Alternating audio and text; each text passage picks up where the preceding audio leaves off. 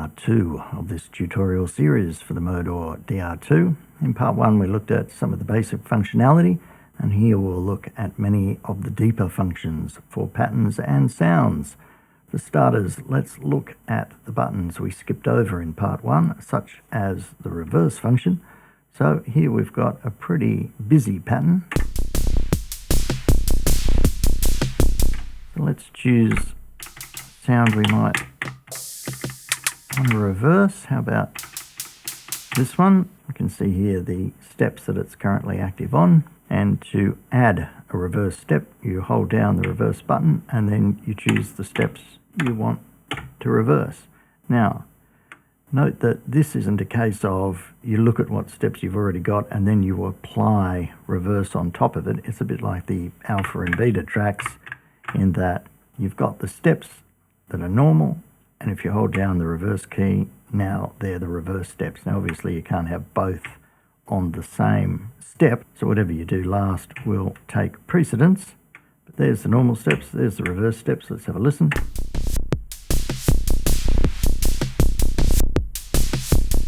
We can add some more.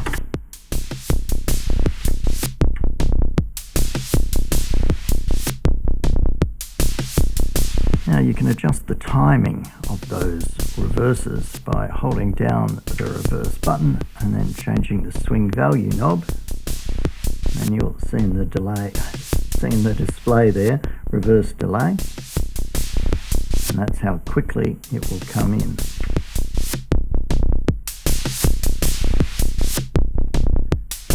Wind it up the other way.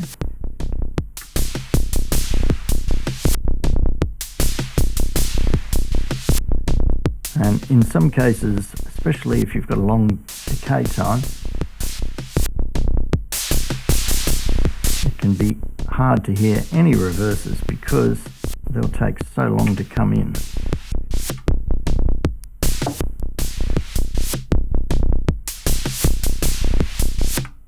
Let's have a listen to a more minimal version of that. Now this pattern just has one reversed sound.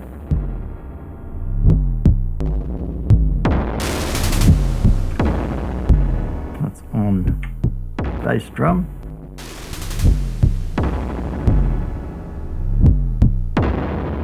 Listen to how long it takes to come in.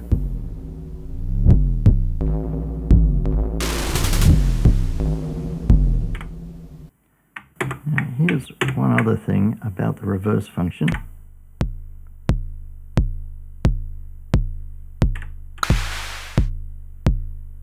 If we take this sound, now obviously that sound hasn't got any steps in this pattern. If we say put a reverse here, well, we're not hearing anything, and that's because the reverse function needs something to prime it.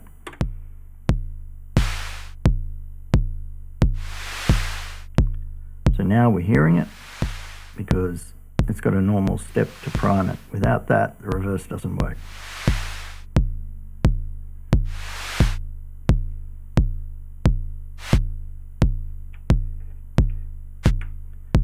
Of course, it's very sensitive to how long or short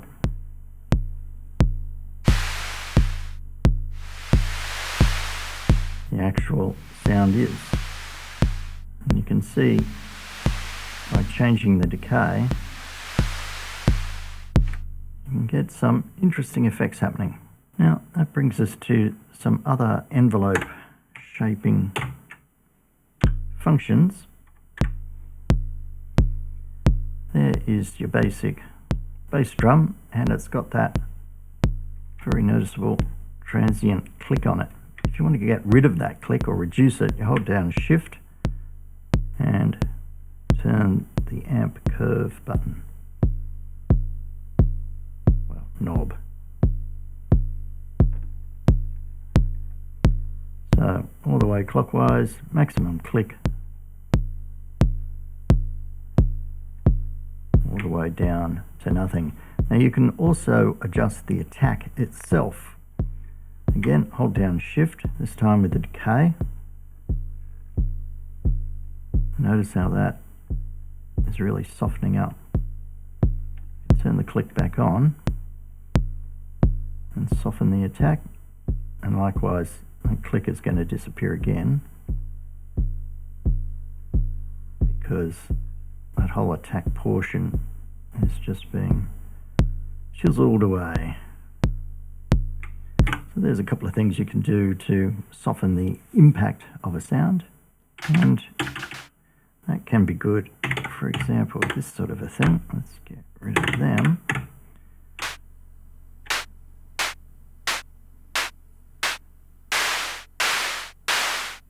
Let's soften the attack.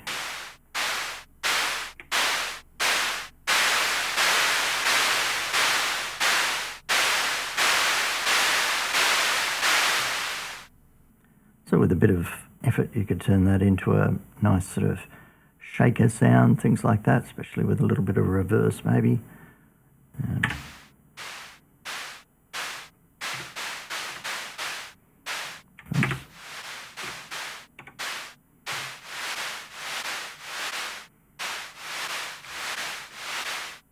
Down to minimum.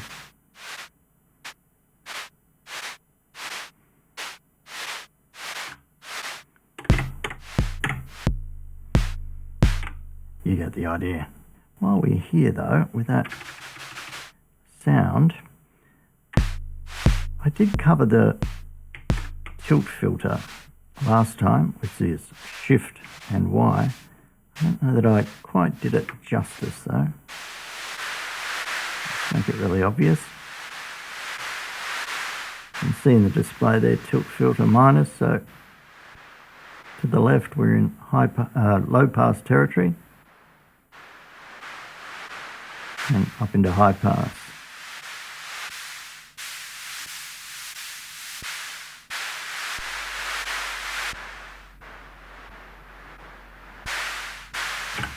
You can see there, it's got some real guts to it, which is great. Let's get it back to here.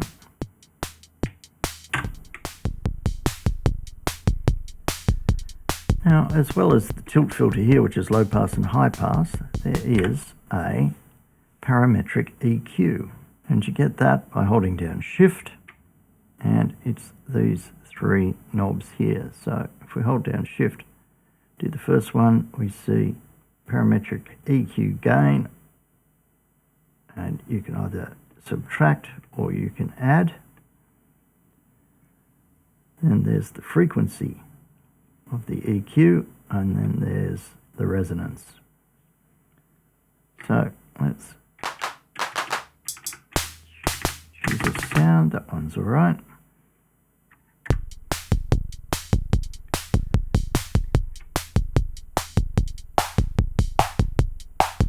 So we're adding.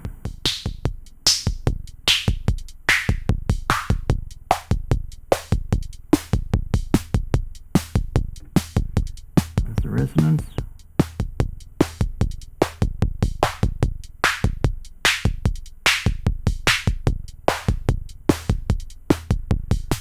Let's subtract.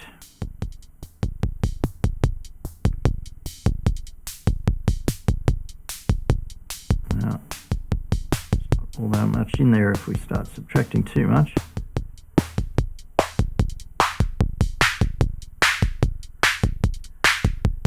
But you can see how versatile this is. Basically, if you're subtracting, it's a notch filter with the band width of the filter being the resonance. And if you are adding, then it's a peak filter. So you've got a notch and a peak filter per voice. Then with the tilt filter, where you've got low pass and high pass, we've got another two filters there. So every voice has, nice and snappy now, isn't it? So every voice has got those choices. You can have a low pass with a peak, a low pass with a notch, or a high pass with a peak, or a high pass with a notch. And sometimes the sounds have their own filters as well. So massive sound shaping possibilities with those two, so definitely worth remembering them. So let's look at a different function. Here we have big bit of nothing. Press play again so we can hear the sounds in the kit. There's a good one. Let's put a few of these in. The break key. It's literally a break in the sound. It puts both envelopes down to 0. So there are our steps that we've got. Let's put a break here and a break there.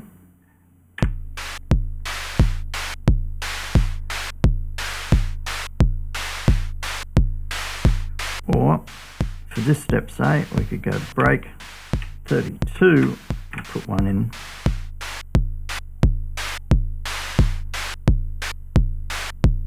So a nice way to get that really truncated envelope feel.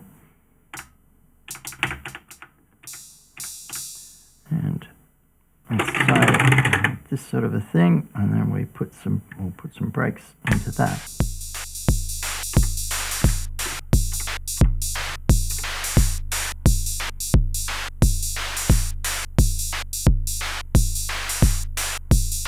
Now, let's put a reverse or two in while we're here.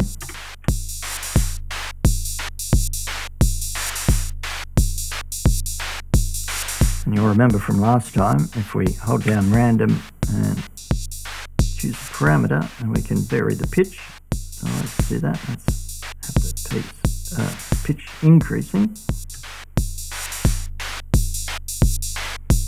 We could choose something else. Let's do it on the decay.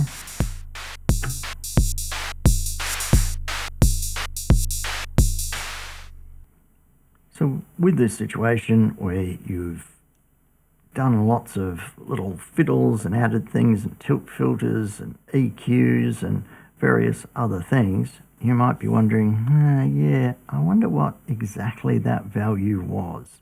And if you twiddle something, well, of course you run the risk of changing that value when actually all you wanted to do was to have a look. So for example, with the bass drum here, what note is that tuned to? So to find out, you hold down the drum set button. Now you can turn any knob. Well, it's F sharp 0. What was the decay value? Well, pitch decay was 15, amp decay was 63, noise mix 0, etc. So you can go to any sound, hold down drum set, turn the value, and now you can safely have a twiddle around so you can grab those values maybe and apply it to something else. Now I think with that one we added a little bit of randomizer amount to it, didn't we? So hold down drum set, hit random, and you see it comes up there, amp decay minus 44. And don't forget, if you don't like the random amount or the random setting at all that you've applied, just be on the instrument you want to delete it and double click. Now set random reset. If we hold down drum set and go to random, not assigned. So we looked at reverse and break. Let's have a look at Flam. Go to another set.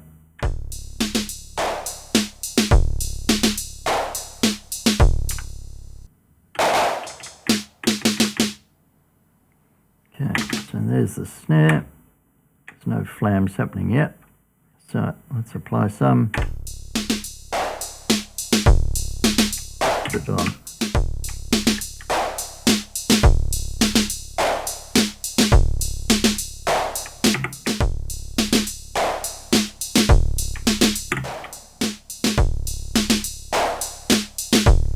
Now you can change the timing on the Flam. So hold down Flam. Go to value, and you see Flam time.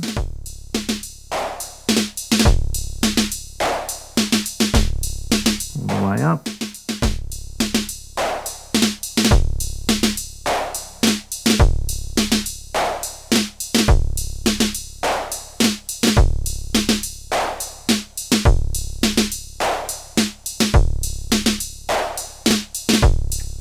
You can get some pretty fine values in there, and if you wind it all the way up, you could get it so it's almost on the beat but not quite, and so you can get some pretty interesting timings happening.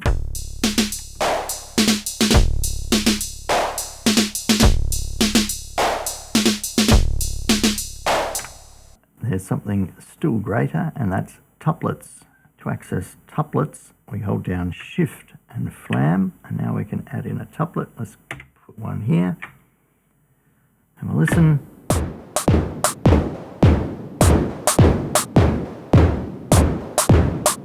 Let's just turn that down for now. Now that just sounds like 3 disjointed snare hits, and that's because we haven't adjusted the tuplet parameters, and they live under Y, Z, and T. So let's just play it. Hold down Shift and Flam, so we're in tuplet mode, and now these 3 knobs, have a look at the values here. Tuplet balance, that's the volume profile, we'll come back to that. Number of tuplets goes up to 9. Here's the vital parameter here, tuplet time.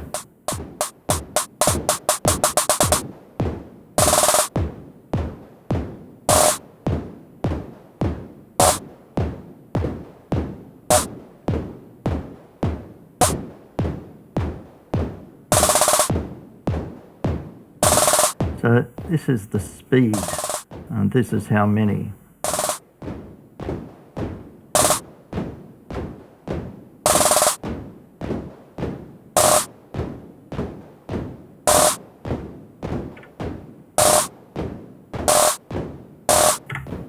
So if we go to a different pattern,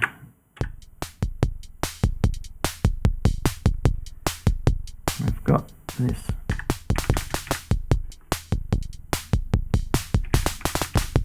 snare sound here. Let's make one of these, make this one a tuplet.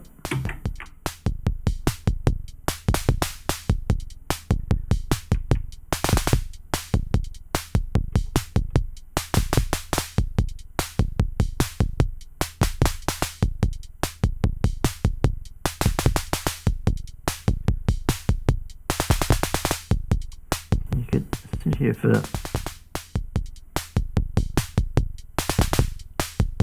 some time trying to get the tempo right, but you can get some quite subtle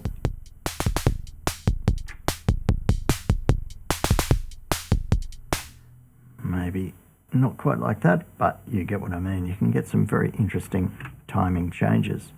Let's have a quick look at something tedious but vital, and that is naming patterns and drum sets. So here we have this. Let's say we wanted to call this something other than initialized. So we go pattern, menu, load, save, name. That's what we want. Now by pressing either pattern or drum set, we can, or song, we can change which one we're renaming, but let's say we'll just rename this pattern for now. Uses these 2 knobs here, select and value now in terms of their functionality in the menu. The left side selects the letter and the right side is the position in the display. So we'll call this blah, and the point between the actual letters, so after Z in uppercase and lowercase, is a space. Spare you the tedium of seeing the entire thing in action. So we get to the end, we like blah as the name, we press yes. So now we've got blah. Let's look at distortion. So we've got the tilt filter on Shift Y, and we've got distortion on Shift X. So you see it in the display.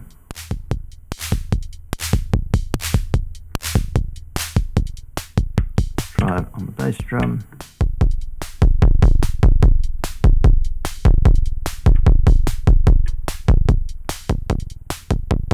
A bit of high pass. Let's try it on this one as well.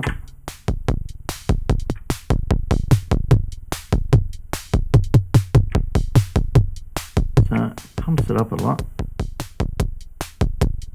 And a bit of high pass to that.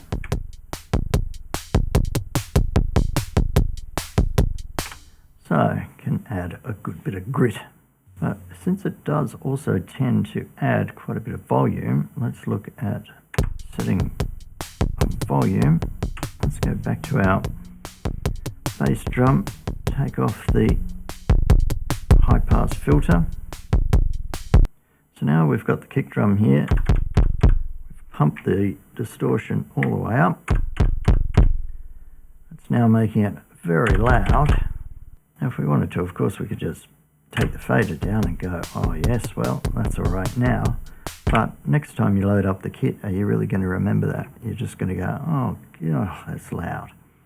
So what you can do is program the maximum volume for that sound, as in when the slider's all the way up, what volume is that going to be? So to do that, hold down Shift, move the level to where you want it. Let's say we like that. Now when we push the slider all the way back up, that's the level it's at. So now we've got the new maximum level. If you want to return it to where it is, otherwise slide it down to where you like it. That's the new maximum.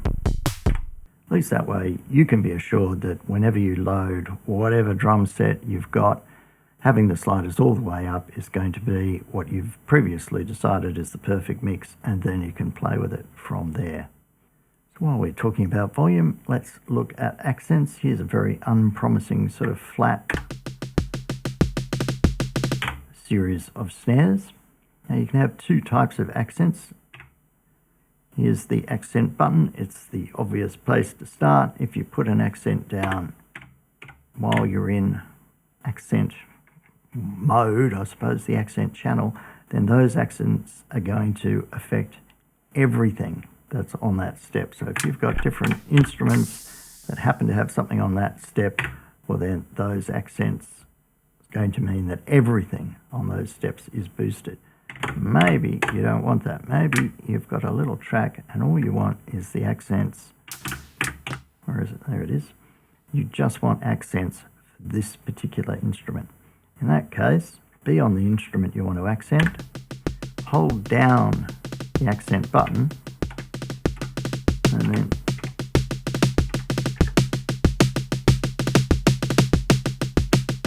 add the accents that way.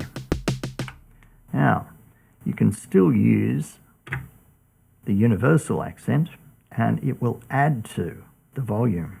So, go back here and we hold down accent. We can see what we've accented for them. Let's go to the universal accent and let's just do this.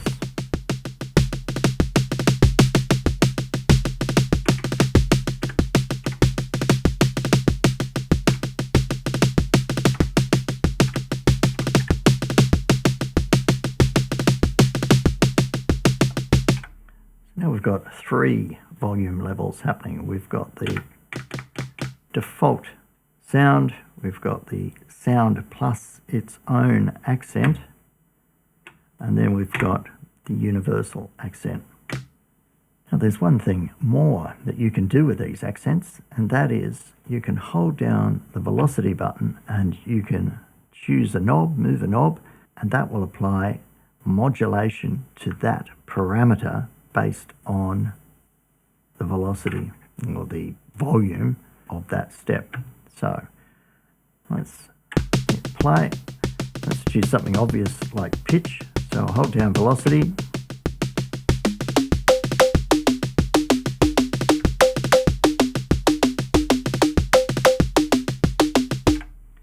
So that's pretty obvious, but let's choose something perhaps a little bit more subtle.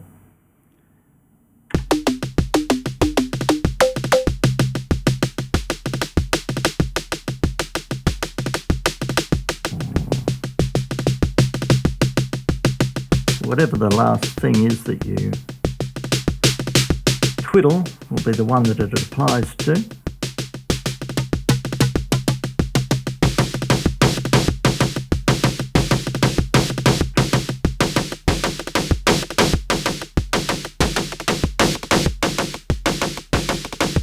If you don't like that, double click the velocity button and it's gone. Now in part 1 we looked at a couple of the random functions, specifically random fills per voice. So there's one there, we go random, hit the voice, and now we've got a random fill. Switch that off. Well, actually, let's go no, thank you. We also looked at random amount parameter, so hold down random,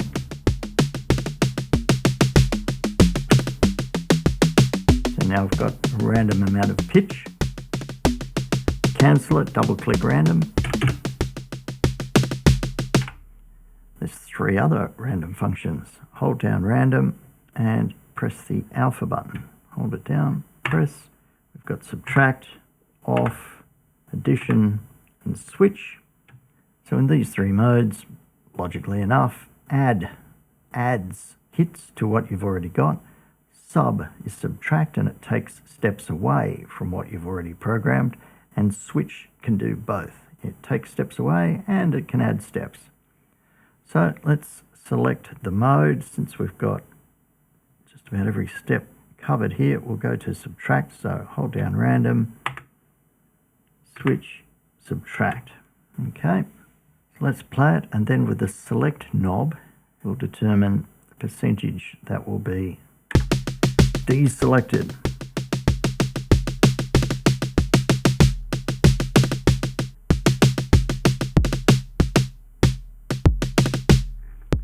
If we go all the way up,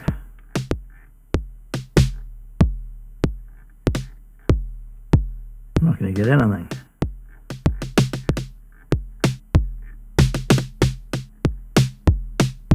So it's giving a percentage chance that those existing steps, or each existing step, will be subtracted from what's playing.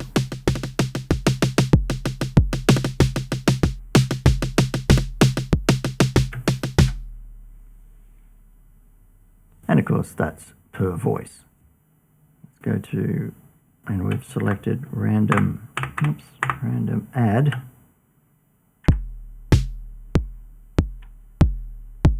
Already got a small percentage amount. So it's just a random addition of steps. Take that down to 0. Let's put in some, let's put it around the other way. Put in some very simple steps like that. Let's change this to switch. So it'll add and take away. Pump it up a bit.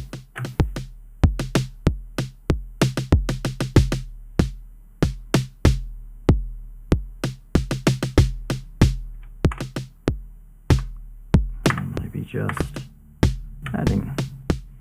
So it'll play whatever it's got, plus it'll add in a few more.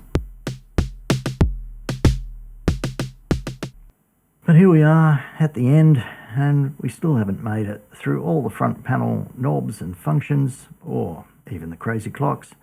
So that'll have to be for next time, part 3. Until then, see ya.